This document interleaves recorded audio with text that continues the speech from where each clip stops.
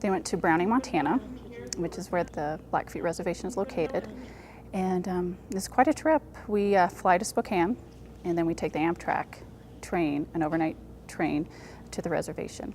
And so what our students do is they are given the chance to work with these kids in the classroom. They partner with them. They help teach them. Sometimes it just meant playing on the playground. It was really great to get out and to see these kids and to have this opportunity to see just like what I could do as a person. It was really very good to learn about myself in that capacity, to learn about being able to help others. It broke down a lot of stereotypes, I think, in our community at least, of what exactly happens on a Native American reservation.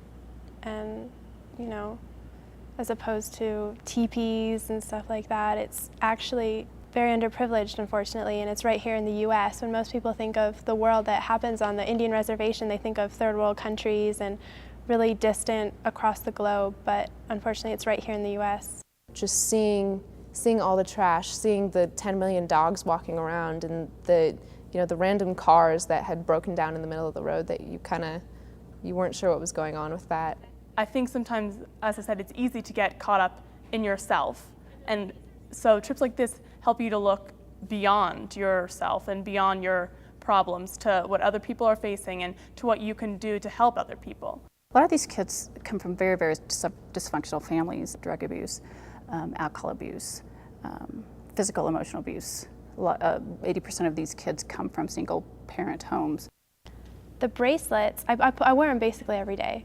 If I don't, every day I get in the habit of putting them on, and I fiddle with them, and I think about, the trip, and I remember the trip, and realize that there are things bigger than me going on, and that some of my troubles really aren't that bad. We've been given so much in this world, and it was all luck that we were given it. It's not like we did anything to deserve it, or that they did anything wrong to be in the situation that they are.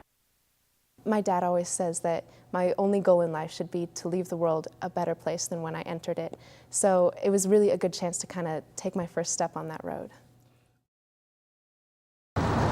This is headquarters for the state's General Services Department. Inside, under the close watch of surveillance cameras, is what GSD employees call the cold room. Everything comes through here. Access is tightly restricted. In fact, our camera was not allowed inside, just to peek through the window. We are constantly monitoring 24/7. The system monitors, detects based on keywords that are in the system. GSD employees are the ones who monitor activity on about 20,000 state computers. State employees have all signed consent forms, letting them know GSD computer engineers are on constant watch for words that raise a red flag. All the access to websites, chat rooms, if anybody gets in the chat rooms, emails. The latest alert concerned a man named William Martin, a state public education department employee. Court documents show a GSD security engineer found an instant message on an education department computer that allegedly contained the transfer of child pornography.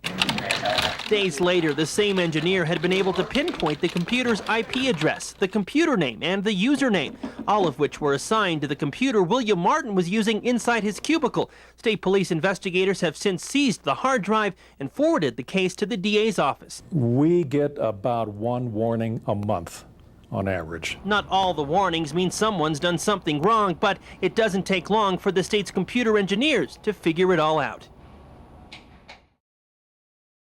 Carrie Taylor. You might not recognize her right away, but on Sundays this fall, you'll see Carrie and 32 of her closest friends on the sidelines of Reliant Stadium cheering for the NFL's newest expansion team, the Houston Texans.